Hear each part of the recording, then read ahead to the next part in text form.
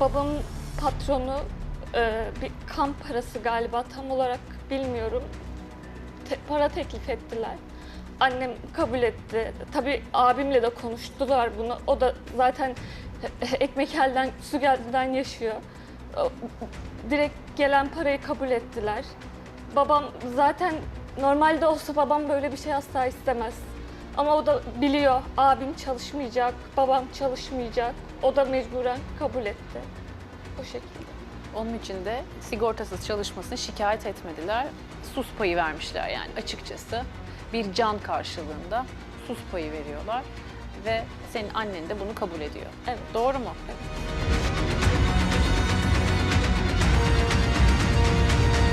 Peki babanın sakatlığının sürecini öğrendik. Kardeşin? Kardeşim benden zaten birkaç yaş küçük. Hani tam olarak bilmiyorum ama şeyi hatırlıyorum. Biz kardeşimle oyunlar oynardık. Ama sonra bir gün annem ateşinin çok yüksek olduğunu söyledi. Hastaneye götürdüler. Geldiğinde kardeşim öyle eskisi gibi değildi. Hani bir şeyler söylüyoruz, tam olarak anlamıyor, tam cevap vermiyor. Hani eski kardeşim yoktu. Peki ateşi çıkıncaya kadar annen neredeydi? Yani hastaydı anladığım kadarıyla. Ateşi çıktı ama ateş de birden hani 36'dan 40'a da birdenbire çıkmıyor ya. Annen ihmal etmiş olabilir mi kardeşini? Yani seni üzmek için söylemiyorum Hayır, bunları. hayır, Lütfen anlıyorum, yanlış anlama. anlıyorum. Sadece anlamaya çalışıyorum. Anneni tanımaya çalışıyorum. Biz burada ona yardım edeceğiz belki. Evet. Hani bilmek istiyoruz niyetini. Anladın mı demek istediğimi? Ya annem hiçbir zaman öyle bize bakan, bizi seven bir anne olmadı, öyle söyleyeyim. Hani ihmalden tamamen.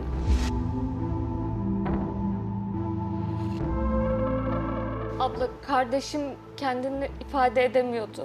Çok affedersiniz, tuvaleti geldiğinde bize söylüyordu ama altına kaçırıyordu. Tabii annem yine ilgilenmiyordu. Annem işte öyle sağdan soldan yardım topluyordu, ağlıyordu, dileniyordu. Anneme ben kaç kere söyledim. Anne bak gel, birlikte çalışalım, birlikte gidelim. Bizim her türlü elimiz iş tutar dedim. O da kabul etmedi. Kendisi de abim gibi çalışmaz, etmez, sevmez çalışmayı. Daha sonrasında benim böyle sürekli işte çalışalım mı dediğimi duyunca da bana madem sen o kadar çalışmak istiyorsun, o zaman çalış da görelim dedi. Ve sen işe başladın.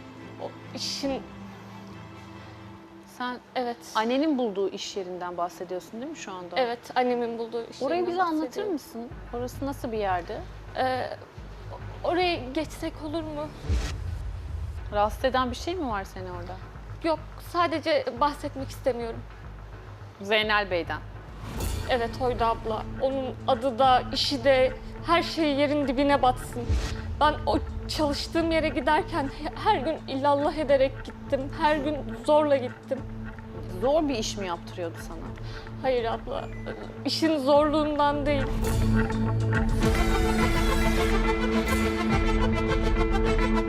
Ben orada çalışmak istemiyordum. Bunu abime de söyledim, anneme de söyledim. Eve gidince beni sürekli dövdüler. Dövdüler. Evet, Hem abin hem annen mi? evet, İkisi de mi şiddet uyguluyordu evet, sana? İşe gitmek istemediğin için. evet. Ya sen aslında o işe başka sebeplerden dolayı gitmek istemiyordun. Evet. Yani çalışmak istemediğin için değildi Hayır, biliyorum. hayır, hayır. Çalışmak istemediğim için. Ne oldu orada? Mesela. Burayı geçelim mi lütfen? Anlatmak istemiyorum. Senin utanacak hiçbir şeyin yok. Sana yanlış bir şey yaptılarsa onlar utansınlar. Ben senin ablanım. Tamam mı?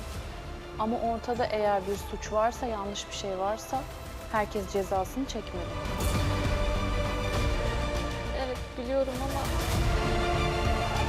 bahsetmek istemiyorum. Kimseye bahsetmedin mi peki yaşadıklarından? Anneme bahsetmiştim. Bana çalışmak istemediğim için adama iftira attığını söyledi. Daha sonrasında kendisi beni dövdü. Abime de söyledi. Abim de dövdü. Abin de biliyor muydu adamın sana yaptıklarını? Biliyordu galiba. Buna rağmen seni korumadılar mı? Hayır. O adam da yapmaya devam mı etti? Hepimiz anladık sevgili izleyiciler. Kızcağız söylemeye dili varmıyor yaşadıklarını. Herkes sessiz kaldı. Bu adam da bunu yapmaya devam etti. Abin dövüyordu seni. Annen ses çıkarmıyordu. Hatta bazı zamanlarda annen de şiddet uyguluyordu. Peki sana bunları yapan abinin bir bağımlılığı var mıydı? Evet, alkol bağımlılığı vardı. Bir de beni dövmek, sürekli bana şiddet uygulamak. Abimin arkadaşları geliyordu. Yani kendisi gibi böyle pislik arkadaşları geliyordu. Evde bana sürekli yemek yaptırıyorlardı, meze yaptırıyorlardı. Kendi hizmetlerini gösteriyorlardı bana, öyle söyleyeyim. Sen abinin eve gelen erkek arkadaşlarına içen, Evet. yasaklı madde kullanan belki de. Sen biraz bunları söylemeye çekiniyorsun anladığım kadarıyla. Sen o kişilere, evdeki erkeklere hizmet mi ediyordun? Evet. Annen hiçbir şey demiyor muydu abine? Annem kız kardeşimi bahane ediyordu. Onun olduğu odaya geçiyordu. Televizyon falan izliyordu. Görmemezlikten geliyordu. Seni onların yanına bırakıyordu. Evet, evet. Yani ben hiç hatırlamıyorum onun geçip de abimin arkadaşları geldiğinde bir yemek yaptığını ya da işte ben meze yapıyordum mesela, bir meze yaptığını hiçbir şey görmedim. Ya yapmasını bırak, bu gencecik güzel bir kız evin içinde içen, belki de yasaklı madde kullanan, akli dengesi yerinde olmayan, çünkü bu maddeleri kullandığınız zaman aklınız, şuurunuz, her şeyiniz gidiyor. Bu adamların içine bir insan kızını nasıl bırakır? Nasıl bırakır ya? Nasıl müsaade eder buna? Annem her zaman öyleydi Aslı Hanım. Baban o sırada vefat etmişti anladığım kadarıyla. Evet. Ya ben aslında burada bunları anlatmak istemiyorum. Çünkü biliyorum ki abim beni izleyecek. Ben o yüzden Korkuyor çekiniyorum. musun? Evet. Sana gene zarar verir diye düşünüyorsun çünkü. O yüzden tedirginsin ve anlatamıyorsun bütün yaşadıklarını. O yüzden titriyorsun karşımda. Evet. Sana bir şey söyleyeyim mi? Biz buradayken, ben buradayken ve bu saatten sonra sana hiç kimse senin kılına bile zarar veremeyecek. Bana güven. Tamam mı? Sen artık benim korumam altındasın. Bunu kalpten, yürekten söylüyorum, tamam mı? Hiç kimsenin seni üzmeye, seni çalıştırıp sana şiddet uygulamaya, belki cinsel istismara uğradığın halde buna göz yumup o işe gideceksin deyip bir de üstüne dayak atmaya hakkı yok. Annenin de, abinin de, hiç kimsenin yok. Yarın öbür gün evleneceksin. Ben evliyim aslanım. Evli misin? Evet. Kısa bir süredir. Daha yeni. Annem de bilmiyor zaten bunu. Mutlu musun peki? Evet. Benim için en önemli kısım o şu anda. Evet. Ben de kız kardeşimle çok mutluyuz. Üçünüz birlikte mi yaşıyorsunuz? Dördümüz aslında, kayınvalidem de var. Kayınvaliden de var. Evet. O bana da Aslı'ya, kız kardeşime de çok iyi bakıyor. Onu rehabilitasyona da götürüyor. Yani Annelik yapıyor evet, galiba. kayınvalidem benim annemden daha çok bana annelik yapıyor. Kız kardeşime de aynı şekilde. Annenden göremediğin sevgiyi belki o sana veriyor, Evet. öyle mi? Evet, o şekilde. Çok sevindim mutlu bir evlilik kurmuş olmana. Evet, evet, Kız kardeşinle güzel bir hayatının olmasına. evet.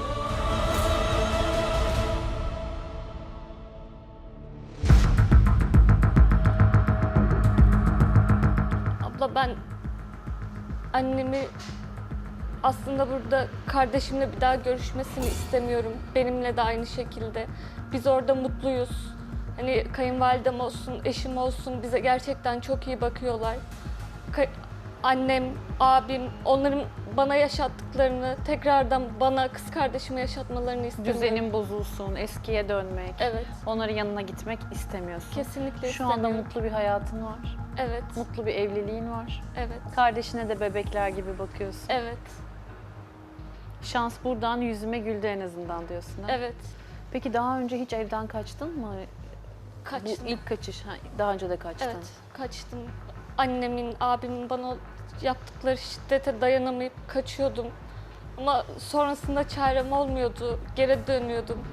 Biliyordum onlar kız kardeşime de babama da bakmıyorlardı. Altını değiştirmiyorlardı. Bazen ev böyle bayağı kötü kokuyordu. Babam altını pislemiş oluyordu. Kız kardeşim altını pislemiş oluyordu. Hatta annem bazen ikisine su yemek vermiyordu. Neler Evet, söylüyorsun? altlarını pislemesinler diye annem bazen aç bile bırakıyordu.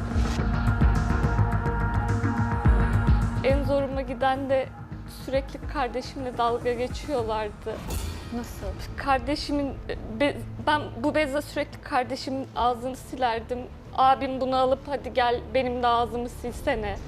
İkisi birlikte dalga Ay, geçiyorlardı. bu nasıl bir ahlaksızlıktır? Bu nasıl bir insanlıktır? Bu nasıl bir vicdansızlıktır? Senin nasıl bir annen, nasıl bir abin varmış ya? Ben zaten o yüzden kaçıp geri dönüyordum. Geri dönüyordum çünkü biliyordum onlar kız kardeşime bakmayacaklar. Onlar orada aç, susuz kalıyorlardı. Peki bu yaşadıkların ne kadar sürdü Neslihan? Abla kız kardeşim 18 yaşına geldiğinde kız kardeşimi de alıp kaçtım zaten. Annem bakım parası kesildiği için de zaten buraya gelmiştir. Belki ağlayıp burada da dilenmiştir, biliyorum onu. Ona bakmıyordu. Onun parasını istiyor aslında tamamen. Hani beni ya da kız kardeşimi istediğinden değil de parasını istediği için. Ya da işte ben geri dönerim umuduyla, çalışırım umuduyla belki gelmiştir buraya. Bizi istediği için değil. Yazıklar olsun. Abla daha neler neler. Ya kız kardeşim sürekli altına kaçırıyordu. Kız zaten hiçbir şey bilmiyor, altına kaçırıyordu. Annem sırf bu yüzden su bile vermiyordu bazen. Kız susuz kalıyordu o şekilde. Neler söylüyorsun? Sen bunları anlatırken içimden böyle anne olmaz olsun diyor. Yani işte doğduğun ev mi kaderin? Hep söylerim ben. Annen mi kaderin? İnsanlar evlat sahibi olmak için, çocuk sahibi olmak için ne mücadeleler veriyorlar. Senin annenin 3 tane evladı var. Ve onlara yapmadığı eziyet kalmamış. Bir anne yapamaz bunları ya. Bırak bir anneyi, insan olan yapamaz. Çok acı şeyler yaşamışsın. Peki babanla ilişkin nasıldı? Babamla ilişkim iyiydi. Babam bize bakabilmek için sürekli çalışırdı. İyi yaşatabilmek için, daha Evet. çok para kazanmak için. Evet. O şekildeydi. Yani babamı seviyordum. Babam da bizi seviyordu. Baban hayattayken annen ve abin size böyle davranabiliyor muydu? Babam gördüğü sürece hayır. O evde yokken yapıyorlardı ama, öyle mi? Evet. Peki baban yatalak olduktan sonra babana nasıl davrandılar? Senin babanla durumun nasıldı? Babama da kız kardeşime davrandıkları gibi davrandılar. Aynı şekilde su vermediler, yemek vermediler. Yine altına yapmasın diye. Yani annem altını hiçbir zaman değiştirmezdi. İşte ben bazen değiştirmeye çalışırdım. Kızarlardı bez bitecek diye. Bazen bez biterdi, param olmadığı için alamazdım. Babanın altını sen mi değiştiriyordun? Evet. Annem arada yardım ediyordu ama kızarak.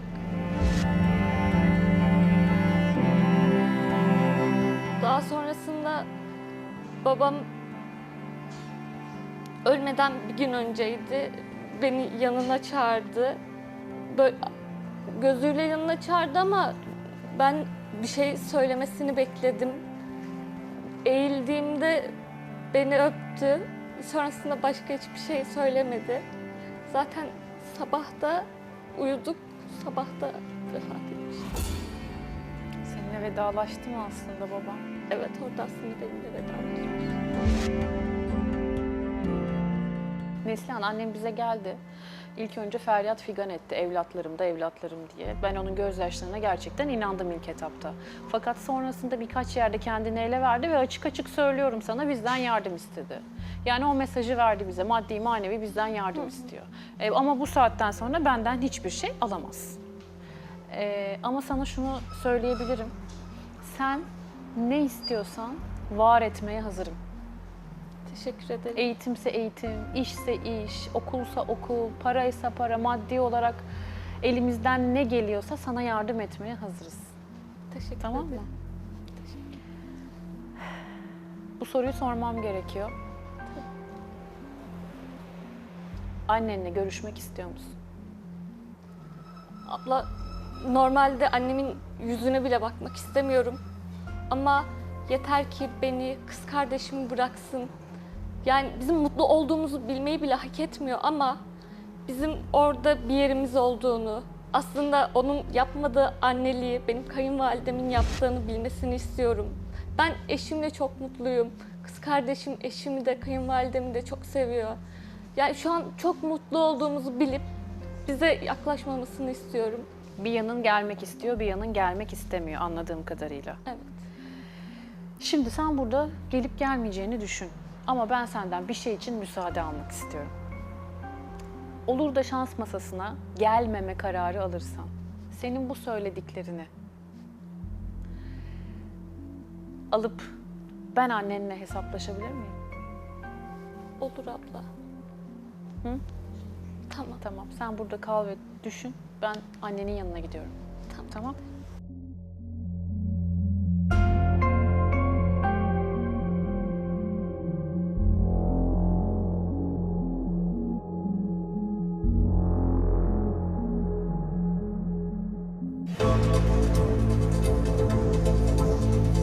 Geldim aslanım. Kızınız mı? Evet. Geldi kızınız. Kızınızla görüştüm. Nerede? Öncelikle benim size bir iki kelam lafım var. Gülistan Hanım, ben bugün bir anneyle tanıştım.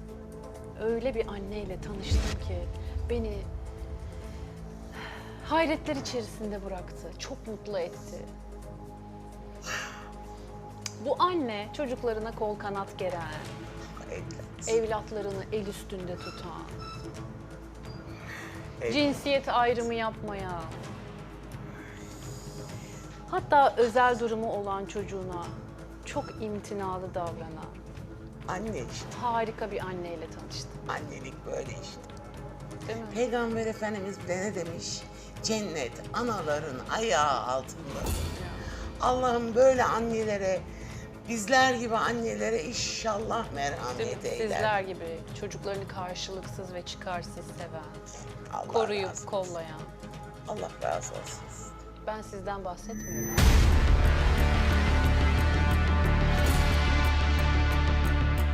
Kimden bahsediyorum biliyor musunuz? Kimden? Kızınızın kayınvalidesinden bahsediyorum. Pardon benim kızım evli değil ki.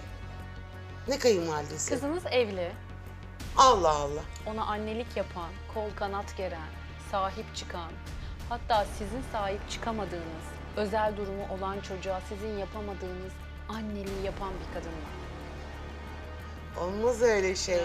Benim yaptığım anneliği kim yapar benim çocuklarıma? Kim kol kanat gerebilir?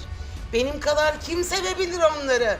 Ne evliliği nereden çıktı? Siz Kime kızınızı bulmuş? kızınızı mı seviyorsunuz? Evet. Yoksa o küçücük kızın engelli maaşını mı seviyorsunuz? Kızımı seviyorum tabii ki. Tabii ki kızlarımı seviyorum. Tabii ki çocuklarımı seviyorum. Siz değil misiniz o kıza altını değiştirmek zor geldiği için su vermeye, yemek vermeye? Ha? Ya işte bezi yetişmiyor. Ya değil mi? Ya ne yapabilirim? Susuz kalsın değil mi? Ya susuz kalsın değil Aslı Hanım. Alacak durum yok. İdare Ama, etmek bir dakika, istiyorum. siz ama kendinize alacak durumunuz olmadığında program gezip bana yardım edin diyecek özgüvene sahipsiniz. Çocuğunuz için bezi bulacak güce de sahip olurdunuz. Tamam mı? Ama öyle demeyin. Şimdi bana dostlar, dost dediğim komşular dediler. Git, sana yardım eder, çocuklarını bulur, evine bir katkı yaparlar, çocukların yanında olur. Yani bir git dediler Aslı Hanım'a git Aslı Hanım böyle güzel, şöyle iyi, böyle iyi, kanal harika. Yani ben onları duydum da geldim yoksa niye çıkayım da geleyim? Doğru söylemişler. Bizim programımız böyle bir program. Aslı Hanım böyle biri. Benim ne eksiğim var? Ama Aslı Hanım bunları hak edene veriyor. Ha, ben hak etmiyorum. Tabii ki hak etmiyorsunuz. Allah Allah. Ya. Ya kızım evleniyor, kaynanası oluyor. Artık kızımı sefil mi baktılar, iyi mi baktılar bilemiyorum. Bir de kadını bana met ediyorsunuz, beni zem ediyorsunuz. Ben kötü anne görünüyorum. Ben sadece sizi değil, oğlunuzu da aynı pozisyona sokuyorum. Oğlumu da. Şimdi çok üzüleceksiniz. Çünkü oğlum değil, programın başında oğluşum falan diyordunuz ona, değil mi? Evet, oğluşum, Çalışmaya, kızışım, oğluşum. madde bağımlısı, alkol bağımlısı, o 2 tane küçücük kıza şiddet uygulayan, cinsel istismara uğradığı halde bunu size gelip en sığınacağı, en güveneceği liman olan ailesine gelip yardım edin bana diyen kızı döven, sizin de ses çıkarmadığınız bir pozisyondaki o abiyi de birazdan kolluk kuvvetlerimiz ne yapacaklar? Aslanım ben gidiyorum. Bu nasıl bir programdı? Buyurun. Ben böyle yıllarca bakacağım. Altının bezini alacağım, büyüteceğim, besleyeceğim. Bir de evlendim diyecek. Kaynana çıkacak başıma. Tabii takır takır takır kızımın maaşını da yiyecekler. Ondan sonra bekle ki devran dönsün. Bir de şikayet edecekmiş. Bir de hayatımı bitirecekmiş. Nasıl bir yere geldiysem. Allah Allah, Allah Allah. Allah Allah. Bir de diyor ki cennet annenin ayaklarının altından geçermiş. Böyle anne olmaz olsun dedirtiyor insana. Ne yazık ki çok acı. Şimdi Gülistan Hanım buradayken fırsat olmadı söylemeye. Sizlerin bilgisi olsun sevgili izleyiciler. Cihan Bey'in yani Neslihan Hanım'ın abisinin ve Zeynel Bey'in hatırlıyorsanız ona dile getirilmeyecek şeyler yapan adamın birazdan kolluk kuvvetleriyle küçük bir görüşmesi olacak. Umarım içinize su serpmiştir bu durum. Biz gerekli yerlere gerekli şikayetlerimizi yaptık. Siz de bir şansım olsa diyorsanız bize başvurun efendim. Hoşça kalın.